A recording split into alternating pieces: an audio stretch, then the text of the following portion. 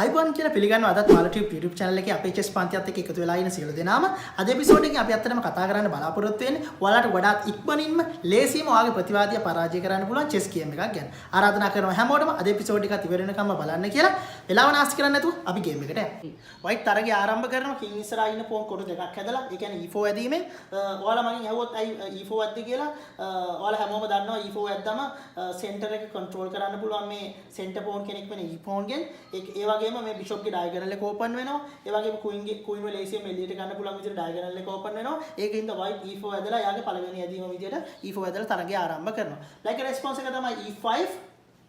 ඊට පස්සේ white knight to f3 play කරනවා.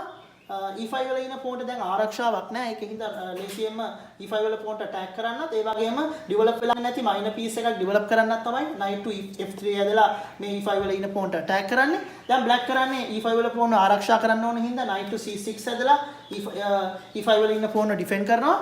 දැන් white අදින්න තියෙන්නේ white අදින්නේ bishop to c4 bishop to c4 අදින්නේ ඇයි කියලා ඔයාලා මගෙන් අහුවොත් black ගේ දුර්වලම කොටුම වෙන f7 කොටුවට attack කරන්න පුළුවන්. ඒ වගේම develop නැති minor piece එකක් develop කරන්නත් පුළුවන්. ඒක හින්දා තමයි white තුන්වෙනි ඇදීම විදියට bishop to c4 අදින්නේ. දැන් black ට අදින්න තියෙන්නේ trap එක පටන් ගන්න මෙතනින් black මෙතනදී knight to d4 කොටුවට අදිනවා.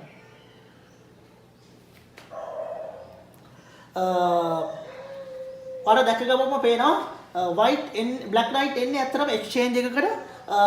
ඒ වගේම black knight යාගේ e5 වල pawn එකේ තිබිච්ච ආරක්ෂාව නැති කරගෙන තමයි d4 කොටුවට එන්නේ. මෙතනදී white d4 වල ඉන්න knight එක කැපුවොත් ඒක equal game එකක්. සාමාන්‍ය විදිහට game එක continue කරගෙන යන්න පුළුවන්.